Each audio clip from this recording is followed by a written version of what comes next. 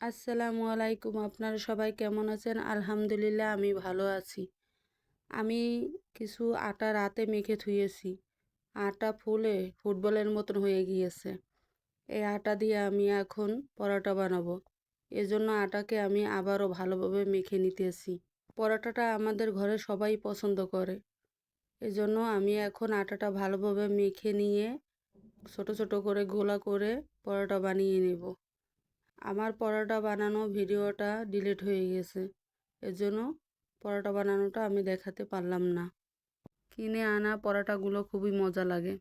আমিও মাঝে মাঝে পরোটা বানাই থুই, কিন্তু কেনার পরোটার মতন ভালো লাগে না, তাই আর বানানো হয় না। তবে যতটুকু পারি মনে হয় মাঝে মাঝে ফ্রিজে বানাই থুই। ফ্রিজে অত জায়গা হয় না, এজন্য আর বানানো হয় না। বড় ফ্রিজ থাকলে অনেক কিছু ফ্রিজে রেখে খাওয়া যায়। মাঝে মাঝে মনে হয় অনেক খাবার বানাই, ফ্রিজে জাগার কারণে কোনো কিছুই বানানো হয় না। আর অলসতা তো আছেই। আমার অনেক বড় ডিপ ফ্রিজ ব্যবহার করার অনেক শখ। আপনারা সবাই দোয়া করবেন আমি যেন বড় একটা ডিপ ফ্রিজ কিনে নিতে পারি। আল্লাহ যেন আমাকে সেই তৌফিক দান করে। সবারই তো ছোট বড় অনেক শখ থাকে, আল্লাহ যেন তাদের মনের আশা পূর্ণ করে, আমি দোয়া করি। আমার এই ভিডিওটা দেখে অবশ্যই লাইক করবেন, কমেন্ট করবেন, শেয়ার করে পাশে থাকবেন। এই অনুরোধটা রইল আমার। সবাই আমার এই মনের আশাটা পূর্ণ করে দিবেন। আমি এখানে কিছু সবজি নিয়েছি, ফুলকপি, আলু, সিম, গাজর।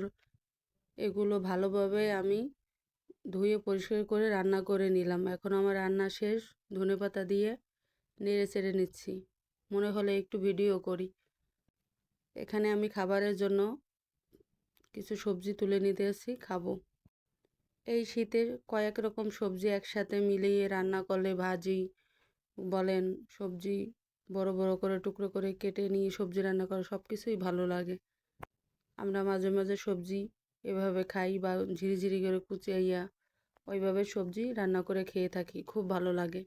মাছ মাংসর চেয়ে সবজি, ভাজি, ভর্তা এগুলো দিয়েই ভালো লাগে সব কিছু খেতে। এখানে সন্ধ্যার সময় আমাদের জন্য কিছু ফুলকো ফুলকো চিতই পিঠা নিয়ে আসা হলো। তার সাথে কয়েক রকম ভর্তা আছে, শুটকি ভর্তা, ধনেপাতা ভর্তা, মরিচ ভর্তা। সন্ধ্যার সময় আড্ডার ফাঁকে বসে এরকম পিঠা খাওয়া খুব ভালো লাগে আমাদের সবার। আজ বেশ কিছুদিন ধরে আমার এই ইউটিউব চ্যানেলে সমস্যা হচ্ছে। সারাদিনে অনেক ফলোয়ার থাকে, সন্ধ্যা হলে কমে যায় 10টা-12টার। কারণ কি আমি বুঝতে পারতেছি না। আমার আশেপাশে কেউ নাই জানার জন্য, কারো কাছ থেকে যে জানবো সেই উপায়ও নাই আমার। যদি কোনো সমস্যা না থাকে তাহলে আমাকে একটু বলে বুঝাই দিয়েন। আমার তো দেখাই দেওয়ার কেউ নাই, এজন্য আমি একা একাই কাজ করতে হয়। রাতে খাবারের জন্য আমি চলে আসলাম। এখানে গরুর মাংস গরম করে নিয়েছি, টাকি মাছ ভুনা আছে, সিম আলু ভাজি, নতুন আলু ভর্তা। কেমন হয়েছে সবাই বলবেন আমাকে।